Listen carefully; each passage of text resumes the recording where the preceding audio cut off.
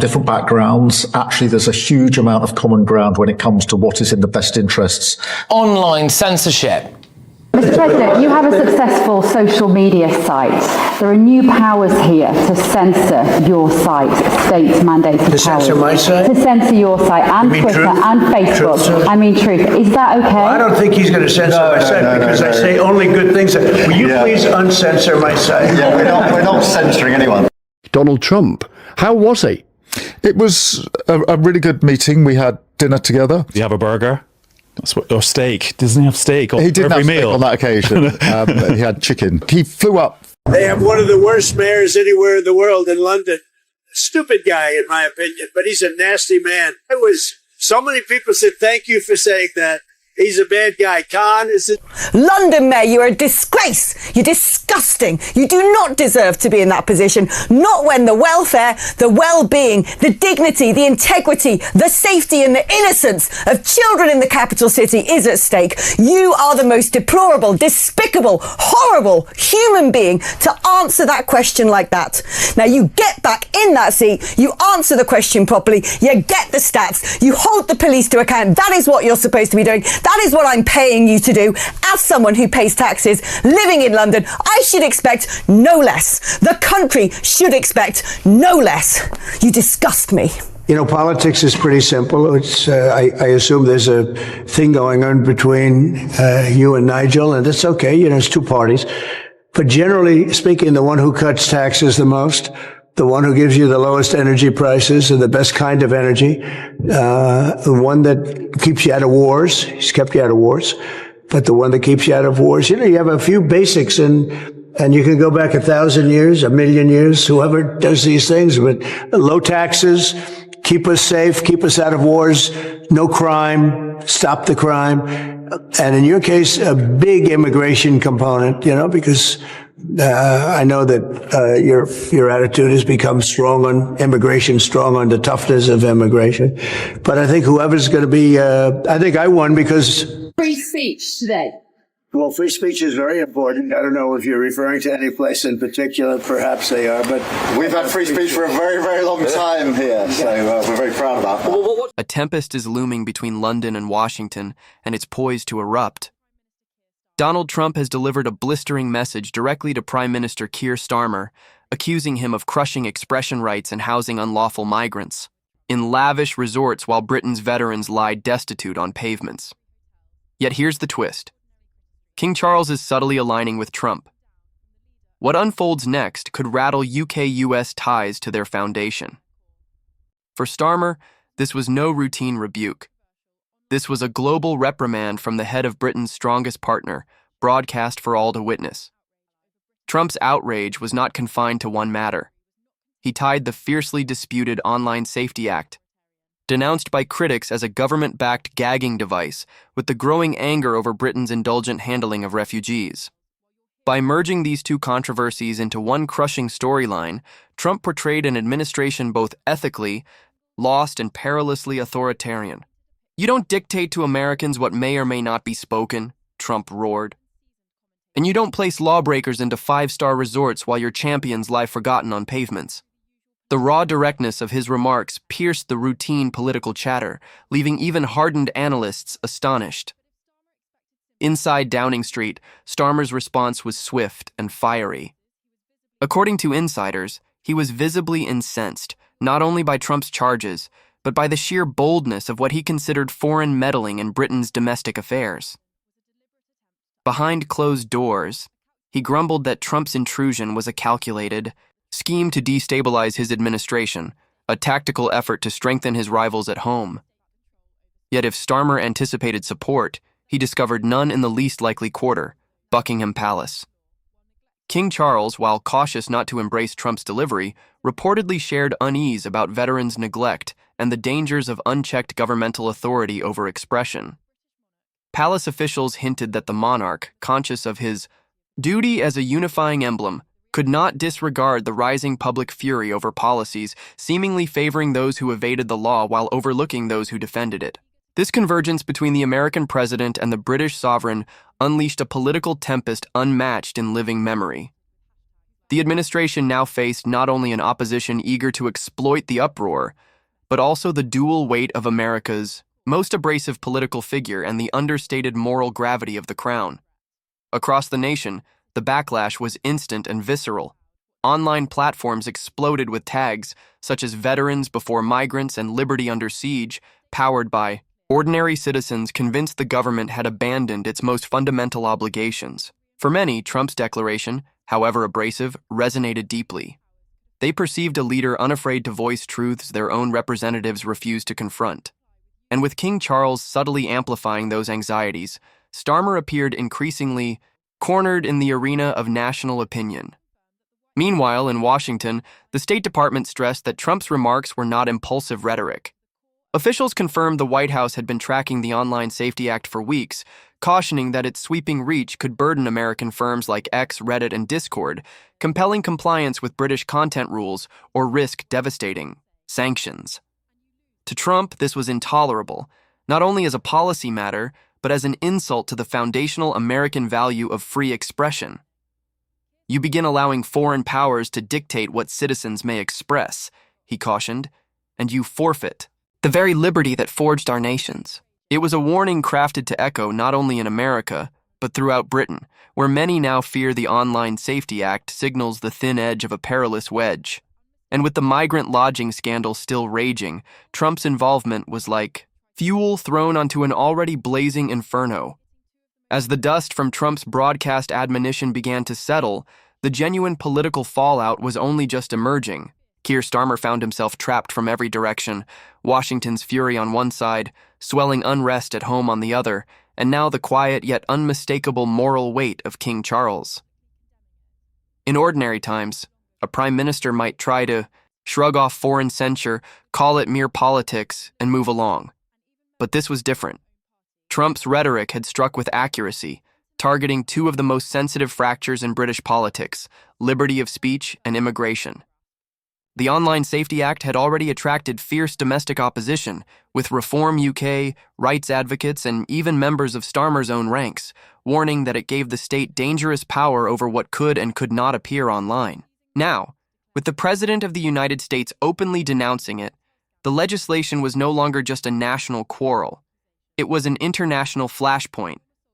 Every major outlet on both sides of the Atlantic carried the story, and the narrative was sliding further from Starmer's control. Even worse, the migrant hotel scandal offered the perfect moral backdrop for Trump's charges. Each new image of veterans sleeping rough while migrants dined in hotel restaurants seemed to validate Trump's argument. The optics were brutal, and Starmer recognized it. Inside Parliament, the opposition wasted no time sharpening their assaults.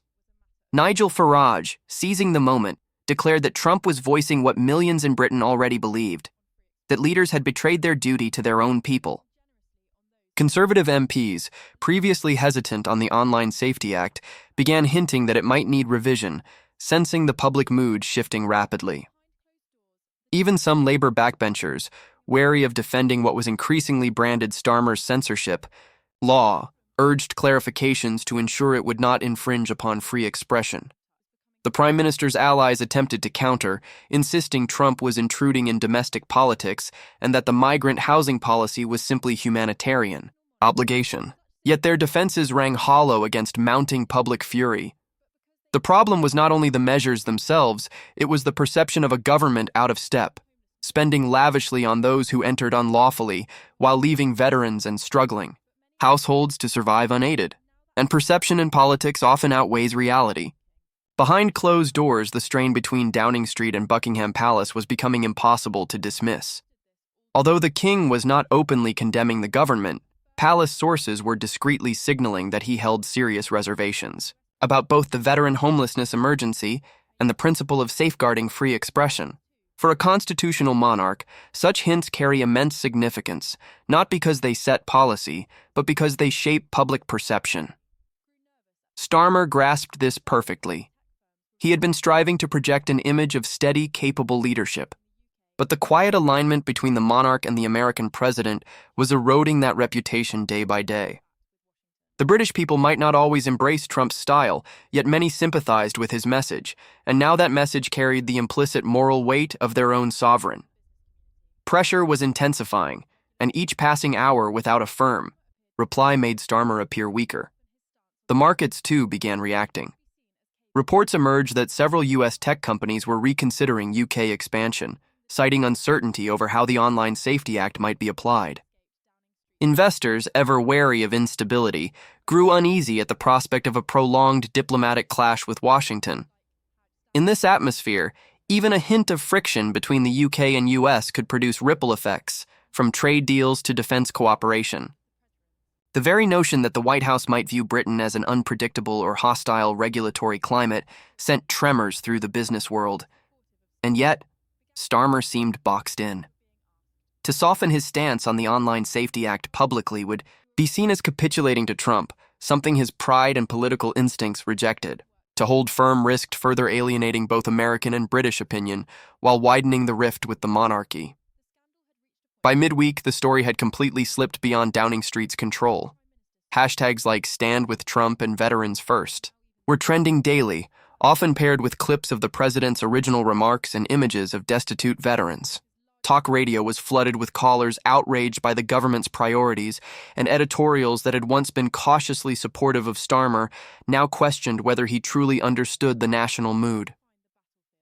In every pub, cafe, and workplace, the same questions echoed.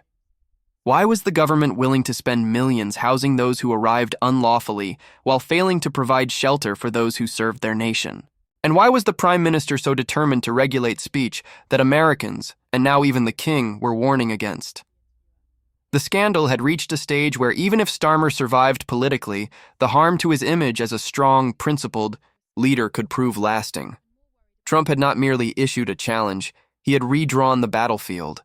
And for the first time in months, it was Starmer who found himself fighting on the defensive. The week took a darker turn when Trump escalated his assault, this time in a primetime interview with one of America's biggest networks, a broadcast transmitted directly into millions of British homes.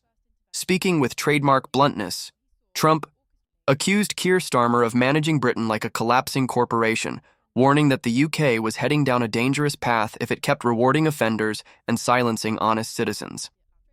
His tone was harsher, more pointed, and his remarks carried the unmistakable weight of someone unwilling to retreat.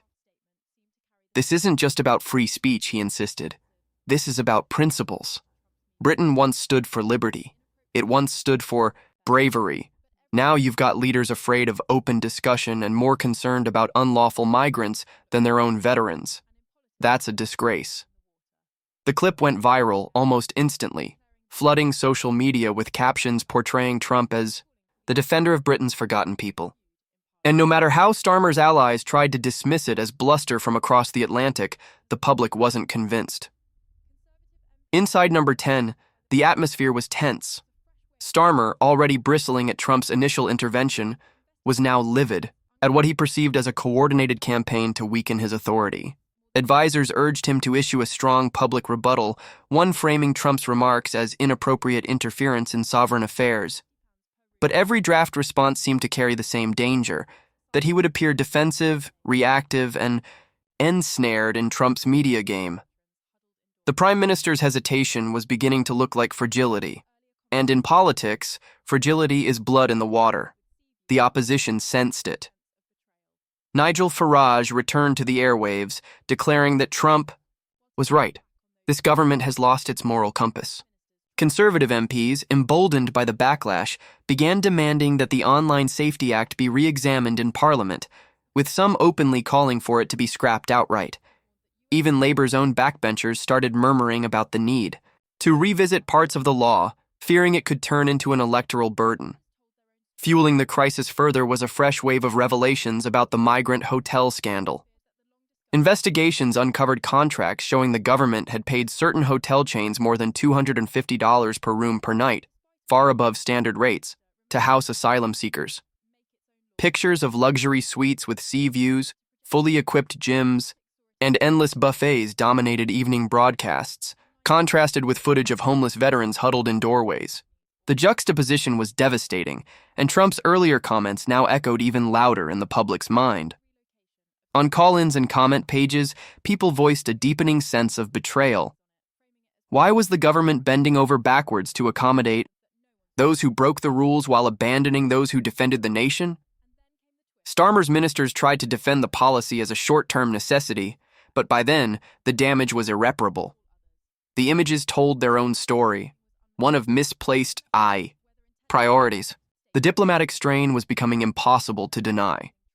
Senior civil servants cautioned that US-UK relations were entering uncharted waters, with the White House privately pressing for assurances that the Online Safety Act would not be deployed to target American firms or digital content. Technology giants were already drafting contingency plans, ranging from lobbying efforts to possible relocation of operations outside Britain. Trade negotiators feared the long-promised UK-US free trade deal could quietly collapse, a scenario politically disastrous for Starmer. Yet despite mounting warnings, the Prime Minister insisted that Britain would craft its own laws without foreign interference. It was a line meant to project authority, but critics branded it obstinacy, and Trump swiftly exploited it, framing it as proof that Starmer cared more about pride than the welfare of his citizens. Then came the twist no one had foreseen, a carefully worded statement from Buckingham Palace. Without explicitly naming Trump or Starmer, King Charles spoke at a veterans' charity event, praising sacrifice and the duty to protect those who served. Newspapers across both sides of the Atlantic seized on it, running headlines that implied the monarch had sided, at least morally, with the U.S. president. Starmer's allies scrambled to downplay the remarks, insisting the king had merely been commenting on charitable work. But the damage was done. The image of Charles and Trump, however different in tone and politics, appearing to agree on a fundamental moral principle, was devastating to a prime minister already under siege. For millions watching, the question was no longer whether Trump had a point. It was why their own leader seemed so reluctant to admit it. What began as a fiery warning from Trump had evolved into a full-scale test of Keir Starmer's leadership, one he was visibly struggling to withstand. Each day, new headlines seemed to tighten the noose. Leaked memos from civil servants warning of reputational damage from the migrant hotel policy, veterans groups launching petitions demanding immediate action, and fresh opinion polls showing a sharp collapse in public trust. The numbers were brutal. Starmer's approval had sunk into negative territory for the first time since taking office, while support for Reform UK surged as Nigel Farage deftly rode the wave of populist anger.